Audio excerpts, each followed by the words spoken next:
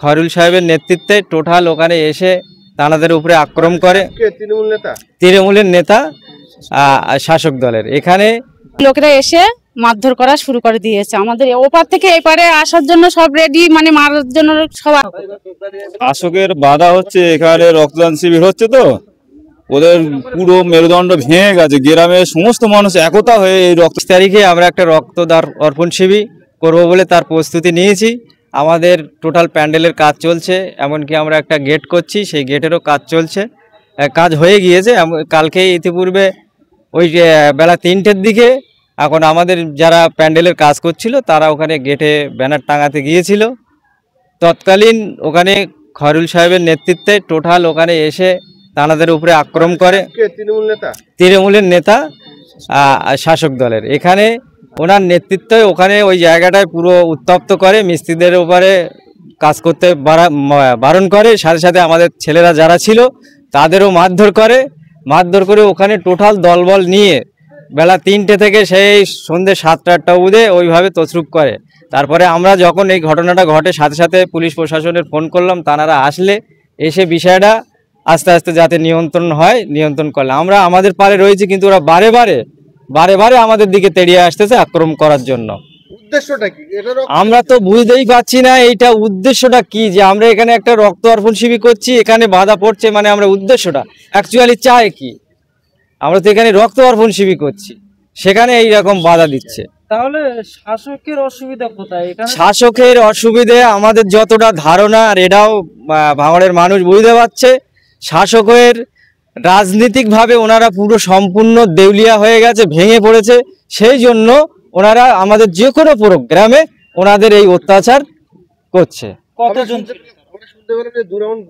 না, গুলি টোটালি এটা একদম বাজে কথা।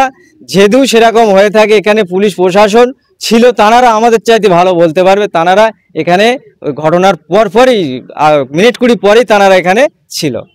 আমরা শুনতে পেলাম যে যে জায়গাটা আপনারা গেট করছেন সেটা কারোর জায়গা, সে লিখিতভাবে অভিযোগ জানিয়েছে থানায় যে আমার অনুমতি ছাড়া তারা এই জায়গায় গেট করছে, কিন্তু আমরা দেখতে পাচ্ছি রাস্তাটা ছিল পিডব্লিউ রাস্তা। আমরা ওই গেট করার জন্য থানা থেকে পারমিশন নিয়ে ওখানে গেট করছিলাম। গেটের জানার সাইডে যে পিডব্লিউ মানে ওনারা বলছে যে এখানে এলিগেশন আছে, সমস্যা আছে, আমরা তৎকালীন গেটের কাজ আমরা ওখানে কালকে তারপরে থানায় গিয়ে গেটের কাজটা আমরা বন্ধ রেখেছি। গেটটা আমরা ওখানে করব না, আমরা পুনরায় নতুন করে গেট করব।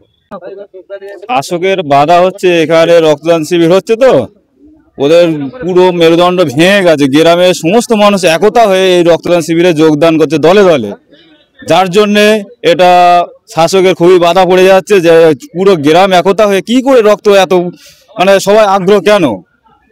ওদের ভোট ব্যাংক কেটে যাচ্ছে, এদের সমস্ত নষ্ট হয়ে যাচ্ছে, যার জন্য ওদের এটা খুব অসুবিধায় পড়ে যাচ্ছে। ওরা কার নেতৃত্বে হামলা হয়েছে?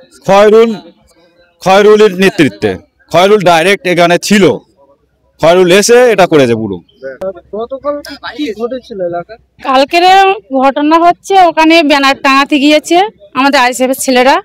ওখানে যে গিয়েছে, এখান থেকে ফোন হয়ে গিয়েছে যে এখান থেকে মানে ব্যানার টাঙাতে গিয়েছে, তার জন্য খয়রুলির লোকেরা এসে মারধর করা শুরু করে দিয়েছে। আমাদের ওপার থেকে এপারে আসার জন্য সব রেডি, মানে মারার জন্য সব আসছে।